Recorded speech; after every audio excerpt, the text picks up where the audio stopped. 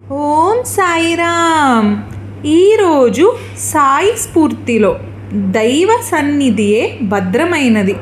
మనిషికి అన్నిటికన్నా భద్రమైన స్థానం పరమాత్మ సన్నిధే కదా.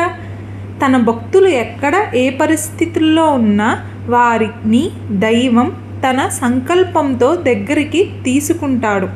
మనం అవిధేయతతో ఆయన సాన్నిధ్యాన్ని విడిచిపెట్టామంటే ఎన్నో సమస్యలు చుట్టుముడతాయి. ఒక్కొక్కసారి అజాగ్రత్త వలనో, తొందరపాటుతోనో, అవిధేయతతోనో నిర్ణయాలు తీసుకోవటం వలన ఎన్నో బాధలు పడవలసి వస్తుంది. భగవంతుడు తను నిర్ణయించిన నియమ నిబంధనలను తానే కట్టుబడి ఉంటున్నప్పుడు మానవ మాతృలమైన మనం ఉల్లంఘిస్తే ఎలా? అయినా బాబా మన భుజంపై తన ప్రేమపూరిత అభయ హస్తాన్ని ఉంచారు. కానీ మనం ఆయన చేయి వదిలించుకొని ఆయన సన్నిధికి దూరం అవటం వల్ల బయటికి శత్రువులు, అంతఃశత్రువులు కూడా మనలను పాము వలె కాటు వేస్తారు, అగాధాల్లోకి నెట్టివేస్తారు. బాహ్య శత్రువులైన మమకారాలు, అంతర్శత్రువులైన అసూయ ద్వేషాలు బారిన పడకుండా ఉండాలంటే ఏం చేయాలి?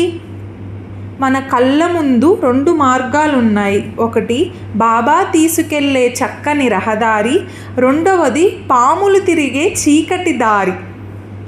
బాబా తీసుకెళ్లే మార్గంలో వెళ్ళటమే మనకు మేలైనది. అవును కదా.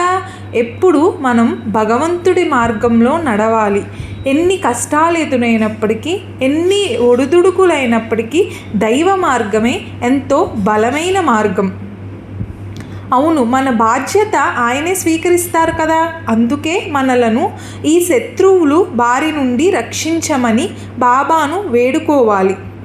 బాబా నామమే కోటలా మారి మనలను ఆ శత్రువుల బారి నుండి రక్షిస్తుంది.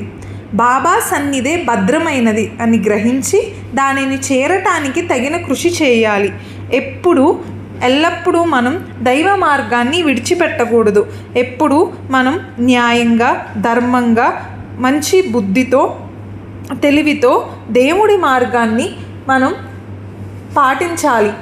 భగవంతుడెప్పుడు నమ్ముకుంటే మన కష్ట సుఖాలలో తోడుగా ఉంటాడు.